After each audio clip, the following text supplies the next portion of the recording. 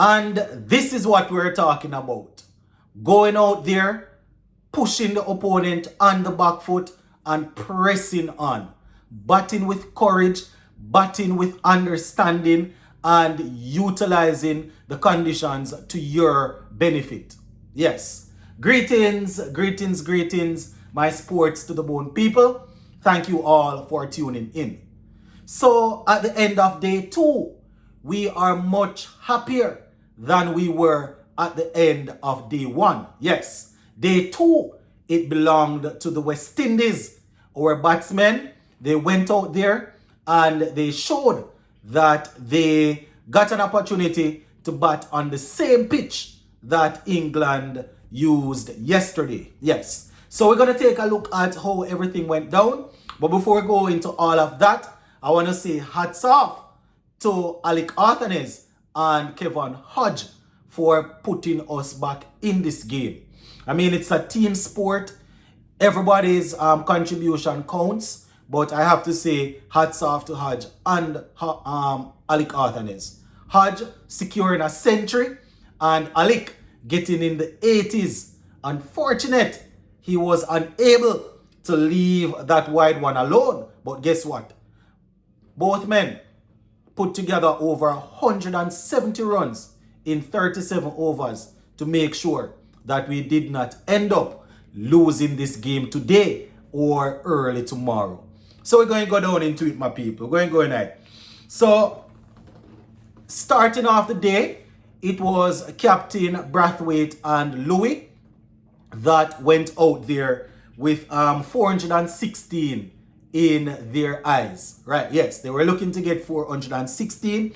And I must say that they did pretty well. They did pretty well, my people. To finish the day on 351 for 5, definitely good. Definitely good. Right? They played some attacking shots, but they were also sure in defense. Now, yesterday, or I think it was this morning, I indicated that, listen, if we're going to get anywhere close to this total, the guys that are attacking, the Athanaze and the Hodge and the Mackenzies, these guys would have to bat majority of the day.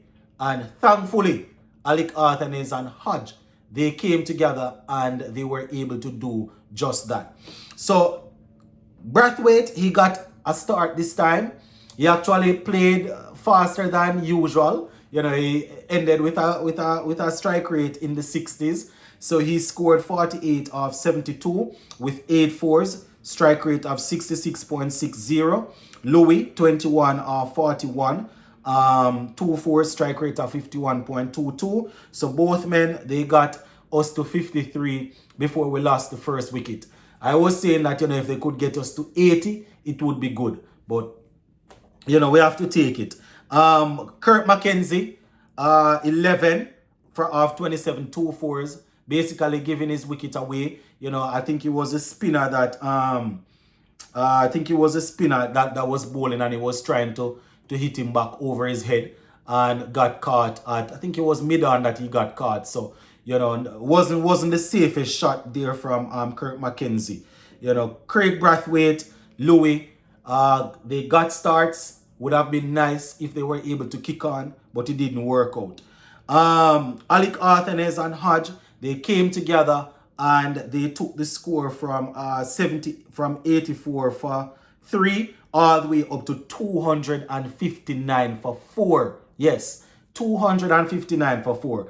So Athanaze, he ended, he got 82 of 99, 10 fours and 1 6, strike rate of 82.83. Played some very, very attractive looking shots. That is how we have to play. You understand? Just don't look to survive, look to score. And one of the things that I noticed with Athanaze in this innings, even though he wasn't moving his feet too much, he left the ball outside the half stump better. You understand? The ones that he was able to crash through the offside, he got closer to it and he was moving the ball basically played it under his eye line. So he had more control over it. It's just a pity he was unable to refuse he was unable to to not go after that delivery from Ben Stokes outside the half stump. You understand? Ben Stokes basically threw one outside the half stump. He went crashing after it and was out caught. I think it was Ollie Pope that took that catch to get, well, Harry Brook. It was Harry Brook that took that catch to get rid of him. And then Hodge, oh my word, what a beautiful innings. What a beautiful innings, man. You could just see the joy and the passion when he got to that century. He was so determined to hold things together for us. And the good thing is he came out there, he looked as if he meant business. He tried to score, wasn't only looking to survive. And you know, from the moment he got a couple of boundaries under his belt, he just looked as if he wasn't going to stop. He looked comfortable. He took on the sharp ball. You know, we would have seen Mark Wood bowl in a couple of spills. All of the balls, all the deliveries in the 90s, 90 miles per hour, 3 men on the fence looking to catch. He took them on, he rolled the wrist, he did pretty well. He played extremely well. The shots off the back foot were brilliant. When it was time to go on the front foot, time to defend, he looked good. 120 of 171 deliveries, 19 fours, strike rate of 70.18. That is how you put the opponents on the back foot. That is how you put back the pressure on the opposition. You can't just sit down and soak up balls and then expect that you just play a careless shot afterwards. We saw that early, soaking up a lot of that balls and then looking to flash. That don't work. It don't work in T20s, it don't work in ODIs, and the worst can work in Test cricket. So I have to say hats off to Hodge with that innings. Jason Holder, oh my God, 9 lives. Not 9 lives in the sense that he gave up any catches or anything like that, but the ball, Mark Wood was able to beat the bat several times. You understand? He flicked at a couple of them.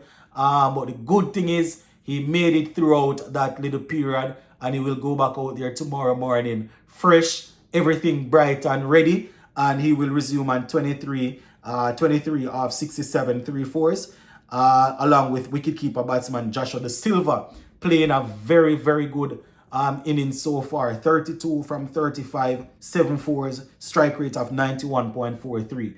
You know, when you have a wicketkeeper batsman coming in at 6-7, thereabout, you expect them to score runs. Yes, you expect them to score runs, and if they can score it quickly, if the team needs it like that, then they should be able to do that. And we have seen in the past where Da Silva, he would have batted, spent time at the wicket, help us to get across the line by facing a lot of deliveries. That's not what this game, that's not what we were looking for today. He came out there, he kept the momentum going and ended on 32 of 35 deliveries. Still have Alzari Joseph to come. Still have Kevin Sinclair to come. Shamar Joseph to come. Jaden Seals. And we are just trailing by 65 runs. 65 runs. Now, this is the last period that you would say at the international level is recognized as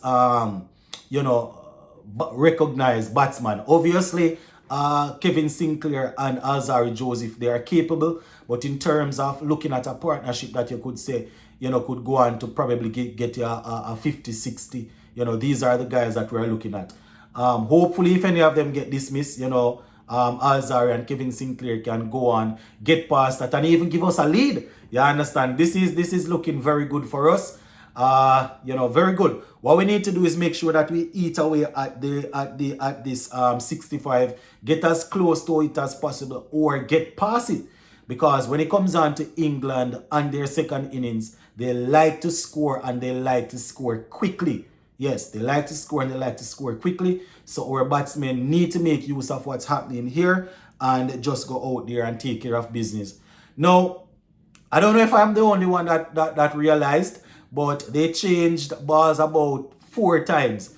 Apart from when the new ball was actually due. Man, them changed it a couple of times. Right, balls were out of shape and all of that. But one thing is that our batsmen, they were able to adjust to the new ball. You understand?